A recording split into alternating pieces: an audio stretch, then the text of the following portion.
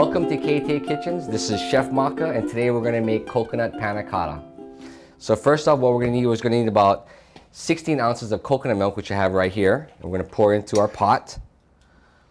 Okay, and then we have a cup of milk,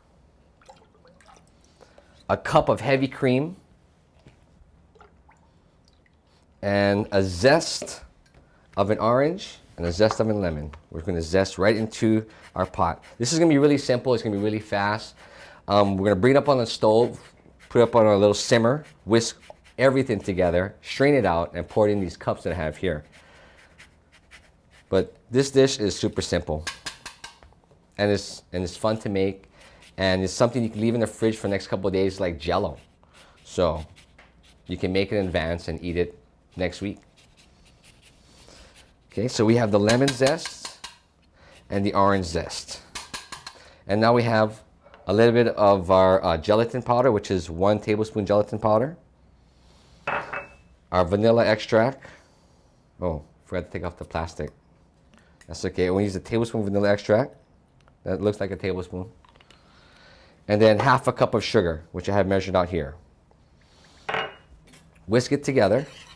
Make sure you're whisking all the sugar, okay? And then we're gonna bring it over to the stove and bring it up to a boil, turn it on to simmer for a few minutes, and we're gonna strain it out, okay? Right this way. Okay, here we go. We're just whisking in those sugars and that zest of the orange and the lemon. And we're almost there. We don't wanna boil it crazy. Just wanna bring it up, temp it out, and strain all this little orange and lemon zest out. And you can strain it while it's hot. I like straining it while it's hot because just take out all those little pieces of zest. Okay, put this inside here.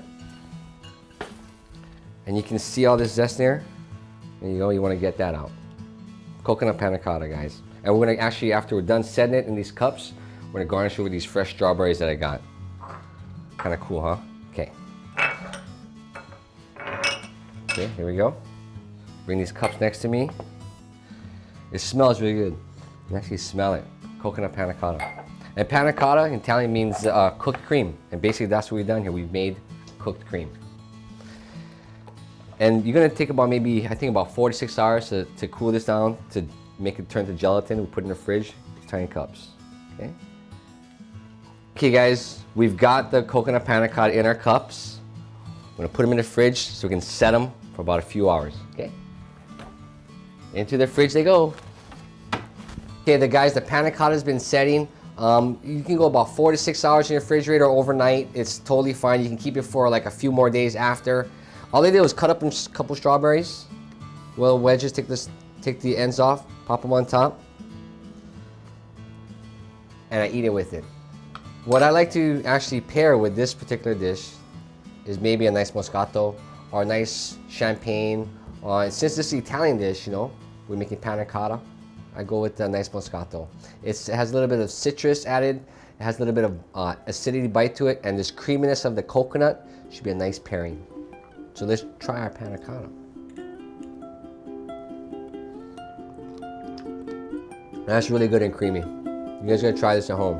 Aloha, it's Maka Kwam. Saying see you later, KTA Kitchens.